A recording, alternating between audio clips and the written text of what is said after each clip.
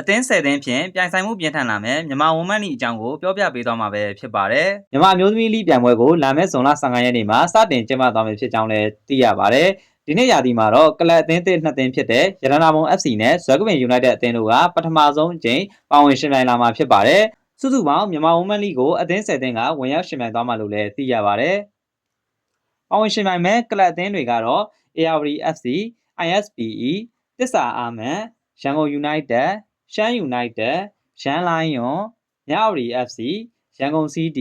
ရတနာပုံ FC နဲ့ဇွဲကပင် United FC တို့ပဲဖြစ်ပါတယ်။မြန်မာအမျိုးသမီးလိရဲ့ပွဲစဉ်တွေကိုတော့ရန်ကုန်မြို့ရှိသုဝဏအားကစားကွင်း၊ဗရုံမာအားကစားကွင်း၊သုဝဏလေ့ကျင့်ရေးကွင်း1ရန်ကုန် United ရဲ့အိမ်ကွင်း YUFC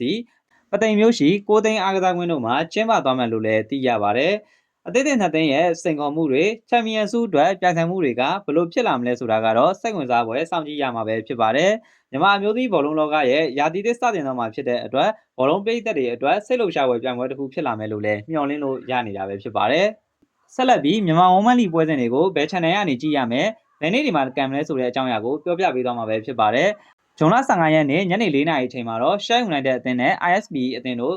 ပွဲစဉ်ရှိနေပါတယ်ဒီပွဲစဉ်ကိုကြည့်ရှုနေတယ်ဆိုရင်တော့ MRTV4 Channel နဲ့ပြုံးပလစ် Sport YouTube Channel ကနေကြည့်ရှုနိုင်မှာဖြစ်ပါတယ်နောက်ထပ်ပွဲစဉ်တစ်ခုကတော့ဇွန်လ16ရက်နေ့မှာကံမဲ့ပွဲစဉ်မှာဒါကတော့ရန်လိုင်းယွန်အသင်းနဲ့မြဝတီ FC အသင်းပဲဖြစ်ပါတယ်ဒီပွဲစဉ်ကိုကြည့်ရှုနေတယ်ဆိုရင်တော့ Reader Channel ကနေကြည့်ရှုနိုင်မှာဖြစ်ပြီးပြုံးပလစ် Sport YouTube Channel ကနေလည်းကြည့်ရှုလို့ရမှာဖြစ်ပါတယ်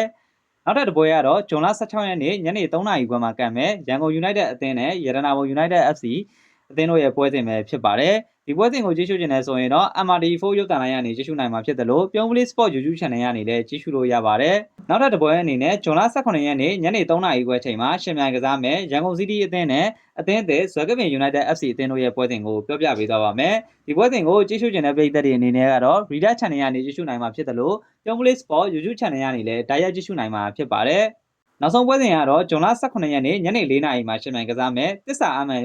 မျိုးသမီးအသင်းနဲ့ ARD အမျိုးသမီးအသင်းတို့ရဲ့အကြောင်းကိုပြောပြပေးသွားမှာပဲဖြစ်ပါတယ်ဒီပွဲစဉ်ကိုကြည့်ရှုနေဆိုရင်တော့ MRTV4 ရုပ်သံလိုင်းကနေကြည့်ရှုနိုင်မှာဖြစ်ပြီး YouTube အနေနဲ့ကတော့ပြုံးပလစ် Sport YouTube Channel ကနေတိုက်ရိုက်ကြည့်ရှုနိုင်မှာလည်းဖြစ်ပါတယ်ဒီနေ့မြန်မာဝန်မန်လီကတော့အသင်းတိုင်းလိုပြင်ဆင်မှုတွေအားကောင်းနေခဲ့တာဖြစ်ပြီးတော့အဖွင့်ပွဲစဉ်တွေမှာဘယ်သူကအဖွင့်ကိုရရှိသွားမလဲဘယ်အသင်းတွေကအနိုင်3ဖက်ကိုရရှိပြီးတော့အမပေးစရာကိုဥဆောင်သွားမလဲဆိုတာကတော့စောင့်ကြည့်ရမှာပဲဖြစ်ပါတယ်ကြည့်ရှုအားပေးခဲ့တဲ့ပရိသတ်တွေအားလုံးကိုလည်းကျေးဇူးတင်ပါတယ်နောက်ထပ်လည်းမြန်မာဝန်မန်လီနဲ့ပတ်သက်တဲ့သတင်းတွေကိုတင်ဆက်ပေးသွားမှာဖြစ်တဲ့အတွက် channel လေးကို subscribe follow လုပ်ခဲ့ပေးဖို့တောင်းဆိုချင်ပါတယ်အားလုံးကိုကျေးဇူးတင်ပါတယ်